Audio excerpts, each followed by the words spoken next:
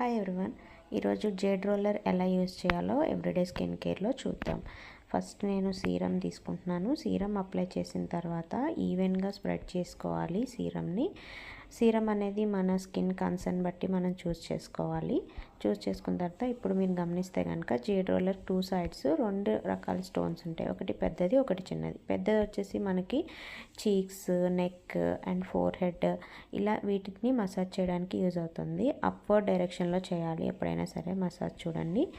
అలానే మనకి చిన్న సైజ్ రోలర్ వచ్చేసి under eyes, bridge of the nose, sides of the nose and upper lip, ఇలా స్మైల్ లైన్స్, ఈ చిన్న చిన్న ఏరియాలని మసాజ్ చేయడానికి చిన్న సైజ్ స్టోన్ అనేది మనకి యూజ్ అవుతుంది.